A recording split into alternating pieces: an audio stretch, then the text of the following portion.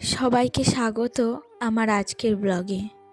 আজকে আমি একটু আমার মনের কথা বলবো, পার্সোনাল কথা। বিয়ে করার পর এই সংসার আমাকে অনেক কাঁদিয়েছে। অনেক সময় এমন গেছে যখন মনে হয়েছে আমি পারবো না, কিন্তু আজ আমি যেখানে মনের জোরে সংসার করছি সেটা হয়তো তখন ভাবতেই পারিনি।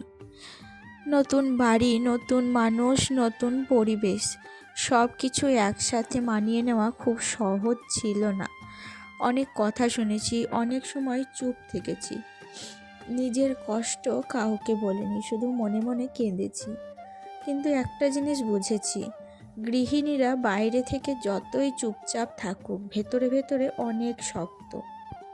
আজকে আমি তোমাদের সাথে এইসব কথা শেয়ার করছি কারণ আজকে আমার মনটা একটুও ভালো নেই জানো। অনেকখানি আঘাত পাওয়ার পর যখন মনটা খারাপ হয় তখন ভাবি যে কার সাথে আমার দুঃখটা শেয়ার করব। এই বাড়িতে আমার দুঃখ বোঝার মতো কেউ আছে আদেও?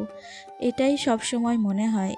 তো একটা মেয়ে সবসময় শ্বশুরবাড়ি আসে তার স্বামীর হাত ধরে, স্বামী পাশে সবসময় থাকবে বলে এই আশা নিয়ে। কিন্তু যখন দেখে সেই স্বামীটাও তার পাশে নেই, তখন কিন্তু সে সেই সংসারে বড় একা হয়ে যায়, ঠিক আমার মতো। আমার স্বামী তখনই ভালো তখনই মন্দ, তখনই কিন্তু আমার সাপোর্ট করে, আবার অন্য সময় দেখি যে আমায় সাপোর্ট করে না। তো এইরকম পরিস্থিতিতে আমি কথাগুলো কাদের সাথে শেয়ার করব এটা ভেবেই আমি কিন্তু আজকের ব্লগটা বানিয়েছি, আর আমার মনের কষ্টটা তোমাদের সাথে ভাগ করে নিয়েছি। তো চলো বন্ধুরা, এখন দেখো আমি সকাল থেকে কি কি কাজ করলাম সেগুলো একটু তোমাদের বলে নিই, তারপরে কিন্তু ডিটেলসে সবটা বলবো। আজকে সকালবেলায় উঠে কিন্তু বাবুর দেখো বইয়ের রুমটা ভালো করে গুছিয়ে নিয়েছি, আর তারপরে বেডরুম থেকে বারান্দা সবটাই গুছিয়ে নিচ্ছি।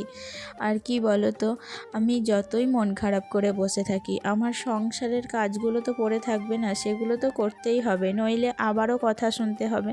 সেই কারণে মনে কষ্ট জমা রেখেও কিন্তু সংসারের কাজ আমাকে করতেই হচ্ছে। তারপরেও যদি এত কথা শুনতে হয় প্রত্যেকটা মানুষের কাছ থেকে, এত কাজ করার পরেও যদি সেই কাজের ব্যাপারে অন্য রকম কথা শুনতে হয়, তাহলে কার ভালো লাগে বলো তো? আমার সাথেও কিন্তু ঠিক সেটাই হয়েছে।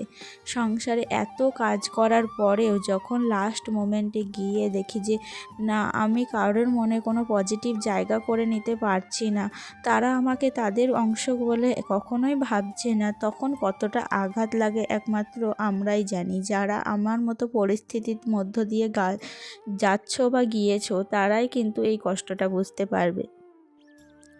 একটা সংসারে শাশুড়ি, শ্বশুর, ননদ সবারই মন জুগিয়ে চলা কতটা যে কষ্টের, কতটা যে যন্ত্রণাদায়ক তার হিসাব নেই। তো তাদের মন জুগিয়ে কিভাবে সারা দিন কাজ করে যাওয়া, তারপরে লাস্ট মোমেন্টে গিয়ে কি না, তো সেই কাজটা কখনোই সফল হয়নি, এটা শোনা। তো যাই হোক, এরকমই একটা পরিস্থিতি হয়েছে, আর ডিটেলসে তোমাদের সাথে বললাম না, এটুকুই তোমরা শুনে নাও। তো যাই হোক, দেখো এদিকে তো আমি ঘর বারান্দা সমস্তটাই ঝাড় দিয়ে নিয়েছি পরিষ্কার পরিচ্ছন্ন করে। এখন এসেছি রান্না বসাতে। তো মেন ইস্যু হচ্ছে এই রান্না। রান্না সবাই তো ধরো শিখে আসে না, প্রথম থেকে জন্ম থেকে কেউ রান্না শেখে না। আস্তে আস্তে ধীরে সুস্থে রান্না করতে করতে সবারই রান্না এক এক রকম হয়। কেউ ভালো রাঁধে, আবার কেউ খারাপ, কিন্তু সবাই তো সংসার করে। রান্না খারাপ বলে তো তার সংসারে উঠতে বসতে তাকে কথা শুনতে হয় না। আমার পজিশন কিন্তু ঠিক সেটাই হচ্ছে জানো তো। আমি এত চেষ্টা করেও তাদের মনের মতো রান্না কখনোই করতে পারছি না। তো এবার কি করব বলো তো? আমাকে তো রান্না করতেও হচ্ছে, রান্না তো ছেড়ে দিতে পারছি না, কিন্তু রান্না করেও যখন নাম পাই না তখন কতটা আঘাত লাগে। সেই মনের দুঃখটা তখন কিন্তু নিজের মনের মতো করে একান্তে একটু সময় কাটাই, চোখের জল ফেলে আবার পরবর্তীতে আবার সেই কাজ আমাকে করতে হয়। তাহলে কতখানি দুঃখ হয় সেই মুহূর্তে, কি করে বলবো, কি করে বোঝাবো তোমাদের আমি। আজকে যারা এই ভিডিওটা তোমরা দেখছো তারা অনেকেই হয়তো আমার মতো পরিস্থিতি দিয়ে গিয়েছো, কিন্তু একটা কথা মনে রেখো, আমরা গৃহিণীরা কাঁদি কিন্তু আবার উঠে দাঁড়াই, আবার নিজের মন শক্ত করে সংসার সামলাই। কারণ আমরা গৃহিণীরা কিন্তু দুর্বল নয়, আমরা একান্তই মনের দিক থেকে অনেকটা শক্ত এবং ধৈর্য নিয়ে সংসার করি এবং করে চলেছি। তাই বলবো কখনোই কিন্তু দুর্বল হয়ে পড়ো না। আমি মাঝে মধ্যে নিজের মনটা ভেঙে যায়, নিজের মনে দুর্বল হয়ে পড়ি যে না আমি আর পারবো না, কিন্তু তার কিছুক্ষণ পরে নিজের মনকে বুঝিয়ে আবার কিন্তু শক্ত হয়ে ঘুরে দাঁড়াই। তো এভাবেই তোমরাও কিন্তু ঠিক ঘুরে দাঁড়িও এবং আজকের ভিডিওটি আমার কেমন লাগছে কমেন্টে জানিও। আর আমার মতো পরিস্থিতি যেন কারণ না হয়, সবাই খুব ভালোভাবে সুস্থভাবে তাদের জীবনযাপন করুক, সংসার করুক, আমি কিন্তু এটাই চাই। কথায় আছে শ্বশুরবাড়ি শ্বশুরবাড়িই হয়, কখনো বাবার বাড়ি হতেই পারে না। আর শ্বশুরবাড়িকে বাবার বাড়ি মনে করে ভুল করাটাও আমাদের কিন্তু উচিত নয়। শ্বশুরবাড়ির মানুষজন কখনো নিজের হয় না। তুমি দিন রাত পরিশ্রম করে আপন করে খেটেই চলে যাবে, কিন্তু কখনো তারা তোমাকে নিজের ভাববে না, এটাই নিয়ম। তো আমরাই ভুল করে ভেবে বসি যে তারা আমাদের নতুন পরিবার, কখনো তারা নতুন পরিবার হতেই পারে না। নিজের পরিবার যেটা ছেড়ে চলে আসে সেটাই নিজের পরিবার, সেটাই একান্ত আপন, তার থেকে প্রিয়জন আর কেউ কখনো হতে পারে না। তো এটা আমি আমার বাস্তব অভিজ্ঞতা থেকেই বলছি। আমি সবারই সঙ্গে তুলনা করছি না, তোমরা প্লিজ তোমরা মাইন্ডে নিও না। তোমাদের অনেকের ফ্যামিলি হয়তো আমার থেকে অনেক ভালো, অনেক স্বাচ্ছন্দ্যে তোমরা সংসার করছো, তো তারা আমার ভুল ত্রুটি মার্জনীয় সব কিছু আমাকে ক্ষমা করে দিও। আমার প্রচণ্ড কষ্ট হচ্ছিল আজ, তাই তোমাদের সাথে এটা শেয়ার করলাম। যখন প্রথম এই বাড়িতে আসি তখন মনে হয়েছিল, অনেক স্বপ্ন মনে ছিল, ভাবতাম সবাই বুঝবে ভালোবাসবে, কিন্তু বাস্তবটা সবসময় স্বপ্নের মতো হয় না। নতুন পরিবেশে মানিয়ে নেওয়া, সবাইকে খুশি রাখা, নিজের মনকে চুপ করিয়ে রাখা, এই সবই একসাথে শিখতে হয়েছে আমাকে। অনেক সময় এমন হয়েছে আমি ঠিক হয়েও চুপ থেকেছি, কারণ ভেবেছি সংসারের শান্তির জন্য চুপ থাকাটাই ভালো, কিন্তু ভিতরে ভিতরে নিজেকে হারিয়ে ফেলেছিলাম। নিজের ইচ্ছা নিজের কথা সব যেন থেমে গিয়েছিল। একদিন হঠাৎ বুঝলাম, আমি যদি নিজেকে মূল্য না দিই তাহলে কেউ দেবে না।